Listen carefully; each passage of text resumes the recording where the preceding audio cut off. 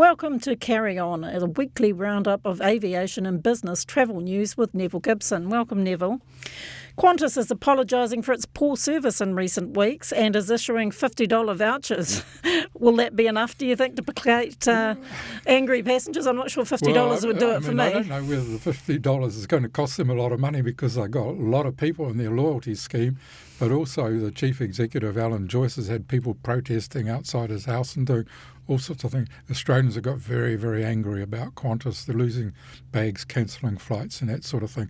The $50, by the way, is the price off a fare if you fly a return trip from either Australia or New Zealand on Qantas. So I don't know, airfares have been going up lately, so $50 mightn't go a long way. But if you're a member of the loyalty scheme, you get an extension for a year. It costs you nothing if you're silver or over, and there's other sort of things like access to lounges. So whether this is going to quieten down the passenger complaints remains to be seen. Qantas is expanding into the South Pacific. What are the details around that? Yeah, they've got a flight now going up from Sydney to Samoa once a week, and they've just added Tonga, which is the first time for Qantas. So it looks as though they're moving into the South Pacific. These are only weekly flights at the moment, but with Qantas you can expect with the A330s and tourists wanting to go to hot places that these can only grow. They're already, of course, flying into Fiji and New Caledonia, so it's going to be quite a big footprint there in the South Pacific. Turning to Air New Zealand, it's welcomed back one of its aircraft stored in the desert.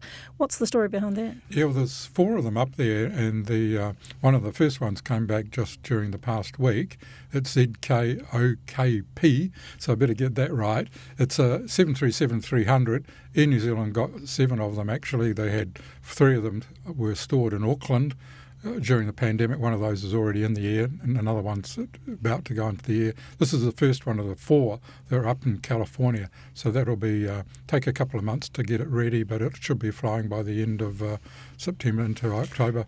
There were some amazing shots taken during COVID, wasn't there, of all the airlines doing this, storing their rows upon rows of aircraft just sitting in the desert waiting for something to happen. Yeah, well, it's as we've talked about the 380s previously, it takes a long time to get prepare them to get airborne. They've been there for 2 years, and also got to train up the flight crews and all that sort of thing. So it's been quite a costly exercise for the airlines. And of course, all the complaints about airline services is because the demand for travel is outstripping their ability of the airlines to meet it.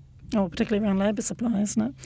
A Canadian startup airline has taken 13 years to get off the ground. Yeah, hard to call it a startup. It's called Canadian Jet Lines. It's been around looking to get permission to fly. It's finally got it after 13 years. They've got one plane, which is a 13-year-old A320, and so far they've only got 2 routes, and they're both from Toronto, one out to Winnipeg in Manitoba, and the other is to the main town in New Brunswick. So that airline's got big hopes, though, to travel internationally, taking Canadian holiday makers down into the US, Mexico and the Caribbean.